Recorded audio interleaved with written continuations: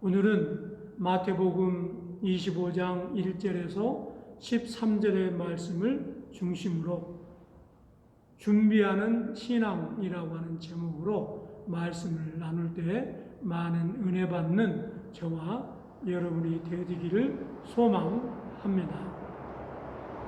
마태복음 24장과 25장을 가리켜서 종말장이라고 이렇게 말합니다. 특별히 세상 끝날에 일어날 일들이 기록이 되어졌고 기록된 그 내용들을 가리켜서 종말장이라고 이렇게 일컫기도 합니다. 그렇습니다. 우리가 항상 종말이라고 하는 단어를 보면 또 그런 내용을 듣고 읽어보면 늘 두렵기도 하고 또 무섭기도 합니다. 그리고 현실에 안주하며 살아가는 많은 신자들에게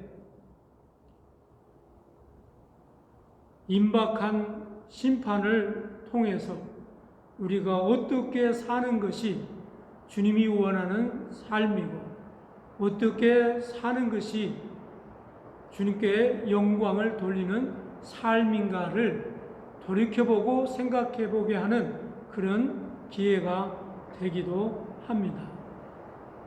또한 이 종말장을 우리가 읽을 때마다 늘 생각하는 것이 두 가지 현상입니다. 그것이 뭐냐면 구원을 받는 사람과 구원받지 못하는 사람, 영원한 축복을 누리는 사람과 영원한 축복을 누리지 못하는 삶으로 이 두 가지 사람으로 분류가 되어진다는 것입니다. 그걸 가리켜서 심판이다라고 우리는 이해할 수 있습니다. 이런 의미로 오늘 본문의 열 처녀의 비유의 의미도 바로 심판이라고 하는 관점에서 우리가 이해하고 또 해석할 이 필요가 있는 것을 볼 수 있습니다. 오늘 본문의 비유는 바로 위선적인 신앙생활의 경고에 대해서 얘기해주고 있는 것을 우리는 볼 수 있습니다. 구체적으로 위선과 불신앙의 사람들은 늘 자기 자신들이 어떠한 삶을 살고 있는지 모르고 깨닫지 못하는 삶을 사는 사람들이 있습니다. 이런 사람들에 대한 경고가 바로 오늘 본문의 내용이기도 합니다. 또 우리는 신앙생활을 어떻게 해야 되느냐라고 하는 것을 조심스럽게 생각해 볼 수 있는 기회가 된다는 것입니다.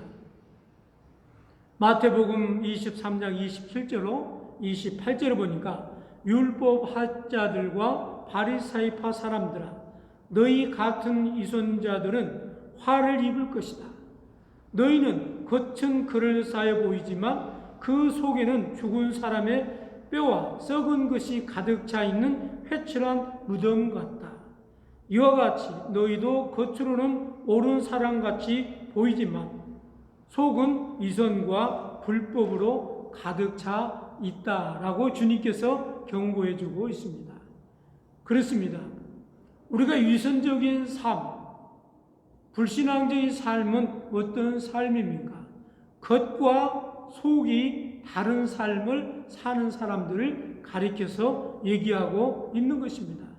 겉으로 보기엔 모든 것을 다 갖추었습니다.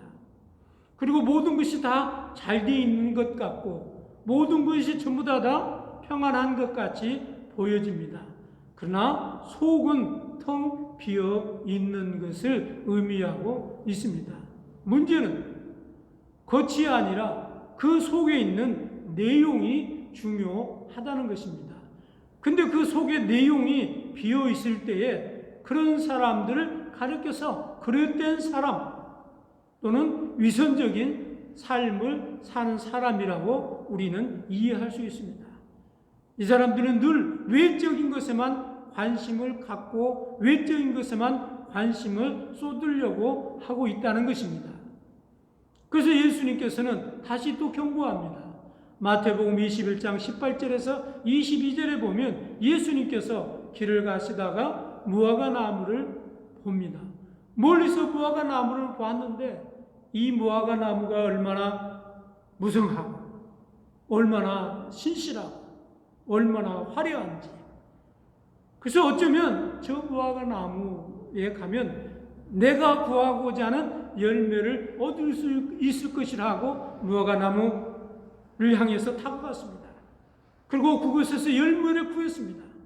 그러나 어찌 된 것입니까? 멀리서 보기에는 그렇게도 화려한 무화과 나무가 가서 보니까 무화과 나무 열매가 하나도 없었습니다. 주님께서는 그 자리에서 그 무화과 나무를 책망하게 되었고 책망받은 그 무화과 나무는 말라 죽게 되어졌다라고 하는 경고가 성경에 기록이 되어져 있습니다. 그렇습니다. 오늘 우리는 외적으로는 형식적으로는 모든 것을 다 갖추고 있지만 주님이 바라고 주님이 원하는 것을 기대하고 우리에게 물을 때는 주님 앞에 내놓을 게 없는 거친 크리스찬이요, 거친 성도요, 거친 신자요, 거친 예수 믿는 사람입니다. 그러나 그 속에 내용이 없게 되어진 것을 우리는 알 수 있는 것을 볼 수 있습니다. 그렇습니다. 그래서 주님께서는 또 이렇게 말씀하십니다. 누가복음 18장 8절에 사실 하나님께서는 그들에게 지체 없이 올바른 판단을 내려 주실 것이다. 그렇지만 사람의 아들이 인자가 올 때에 과연 세상에서 믿음을 찾아볼 수 있겠느냐.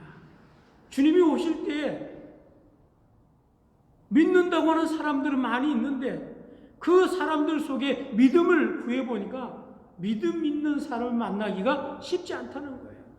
믿음 있는 사람들을 찾기가 쉽지 않다라고 얘기하고 있습니다. 그렇습니다. 그 시대가 어느 시대나 바로 우리가 살고 있는 이 시대입니다. 오늘 많은 크리스찬들이 예수 믿는 것 같지만 교회는 것 같지만 그러지 못한 사람들이 너무나 많이 있습니다. 여러분 이번 팬데믹을 통해서 많은 신자들이 대면 예배를 드릴 수 없고 온라인으로 예배를 드리고 있습니다. 그런데 우려하는 것이 무엇입니까?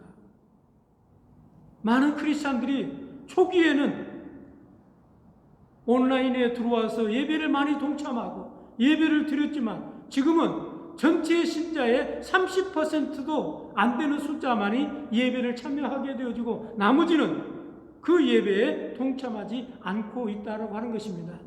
이것이 어디 얘기냐? 바로 한국 교회 상황이 그렇다는 것입니다. 미국은 어떻습니까? 미국도 별반 다를 바가 아닙니다만 그러나 한국보다는 나은 것 같습니다. 그렇습니다.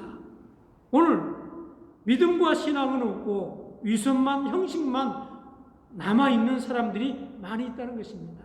본질은 없고 형식만 붙들고 의식만 붙들고 있는 사람들이 많이 있다는 거예요. 여러분은 어떻습니까? 여러분의 신앙은 건강합니까? 정말 주님이 오셔서 우리에게 믿음을 찾을 때 정말 여러분은 그 믿음을 내놓을 수 있는 그런 신자들의 자세로 지금 신앙생활하고 있습니까? 뿐만 아니라 오늘 본문에서는 비유에서는 신앙생활을 하는 가운데 준비하라는 경고가 들어져 있습니다. 열처녀의 비유에 보면 이 열처녀의 비유는 열처녀가 친구의 결혼식에 들러리로 초청받은 사람들의 얘기이기도 합니다. 이 사람들은 결혼식에 초청을 받았습니다.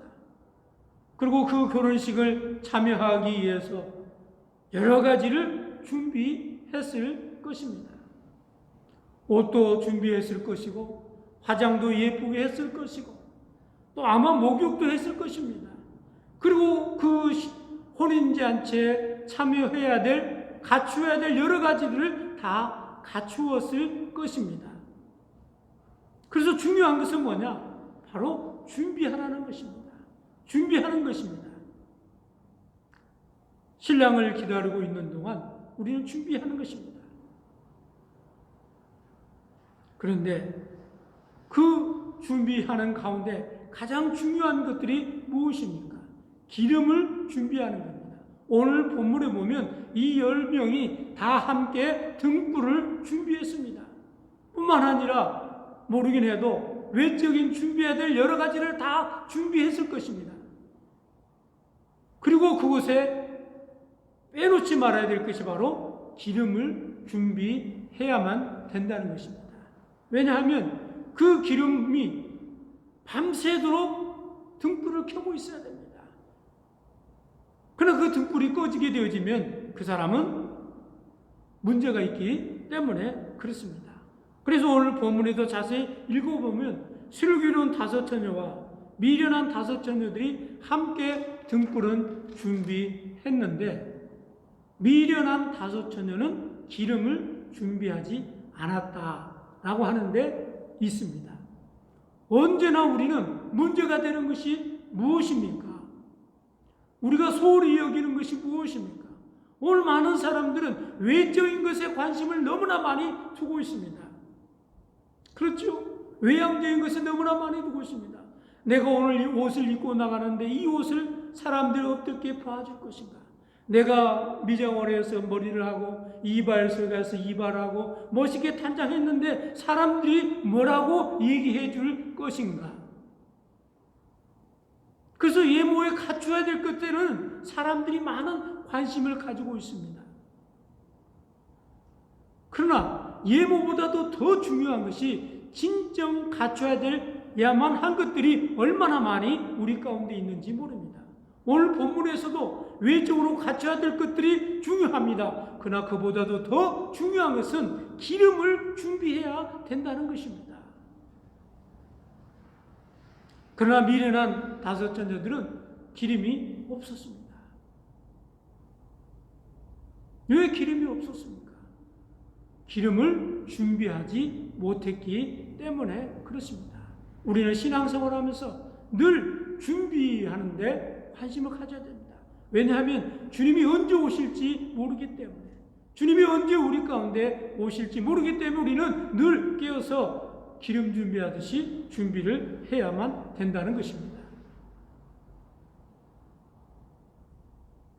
그렇습니다. 오늘 보면은 우주적인 종말이 있고 국가적인 종말이 있고 개인적인 종말이 있습니다.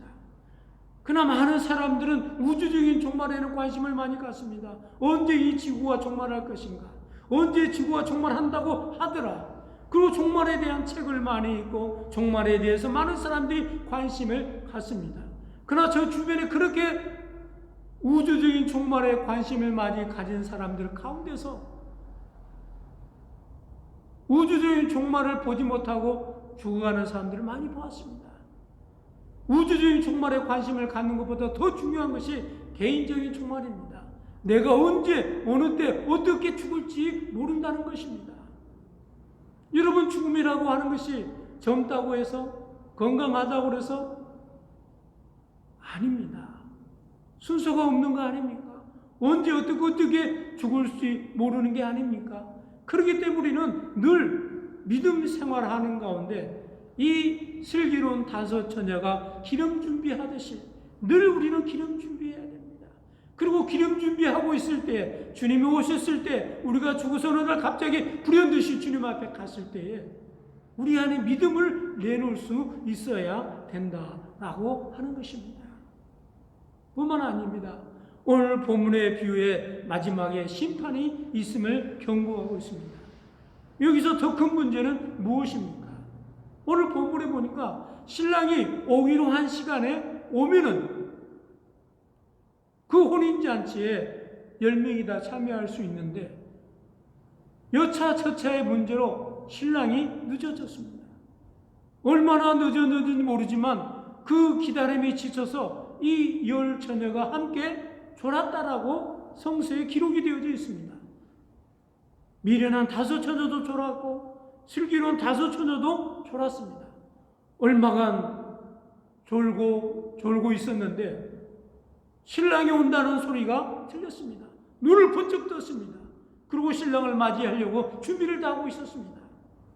그런데 이게 웬일입니까? 신랑이 너무 늦게 옴으로 인해서 기름을 준비하지 못한 미련한 다섯 처녀는 기름이 거의 떨어져 가고 없었습니다. 그러자 슬기로운 다섯 처녀에게 너희들의 기름을 함께 나누어 쓰기를 구했습니다. 그러나 슬기로운 다섯 처녀가 뭐라고 얘기합니까? 거절합니다. 그리고 이 미련한 다섯 처녀는 기름을 사러 갔습니다. 사가지고 왔습니다. 이미 혼인잔치의 문이 잠겼습니다. 아무리 밖에서 두들겨도 문을 열어주지 않았다고 하는 것입니다. 그렇습니다. 우리가 신앙생활하다 좋을 수도 있습니다. 우리가 신앙생활하다 곁길로 빠질 수도 있습니다. 신앙생활하다 게으름을 피울 수도 있습니다. 그러나 중요한 것은 우리가 예수 그리스도를 믿고 거듭나고 이 안에 예수 그리스도의 생명이 있는 사람은 언제 어느 때든지 주님이 오실 때 예수 그리스도의 생명을 가지고 주님 앞에 설 수 있는 겁니다. 그러나 기름 준비 못한 사람은, 거듭나지 못한 사람은 어느 날 갑자기 주님이 오셨을 때, 어느 날 갑자기 주님 앞에 섰을 때 혼인잔치에 참여할 수 없고 천국문에 들어갈 수 없는 그런 심판이 라고 하는 것이 오늘 본문의 내용이기도 합니다. 그렇습니다. 우리는 늘 신앙생활하면서 이러한 것들을 생각해야 됩니다. 그리고 늘 죽음 이후에 심판이 있다고 하는 것, 늘 우리는 이걸 생각하면서 하루하루를 살아가야 된다는 것입니다. 말씀의 결론을 맺습니다. 오늘 본문의 마지막으로 주어진 말씀이 경고의 말씀입니다. 신랑이 오므로 준비된 자는 함께 혼인잔치에 들어가고 문이 닫힌지라 라고 경고하고 있습니다. 여기서 문이 닫히기 전에 우리는 뭘 해야 됩니까? 우리가 졸음 오기 전에 우리는 뭘 해야 됩니까? 인생의 황혼기가 되어지기 때문에 전에 우리는 뭘 해야 됩니까? 건강이 있고 눈이 밝고 총명이 있고 흐려지기 전에 우리는 준비해야 될 것이 있다는 것입니다. 준비하고 있게 되어지면 예수 그리스도께서 호련히 우리 가운데 오시게 되어지면 우리는 그분을 맞이할 준비가 되어져 있어야 된다라고 하는 것입니다. 그러므로 사랑하는 교회, 오늘도 이 열 처녀의 비유를 통해서 성령을 받고 성령 충만함을 받고 성령 안에서 주님을 언제 오시든지 맞이할 수 있는 기름 준비할 수 있는 저와 여러분이 되어지기를 소망합니다.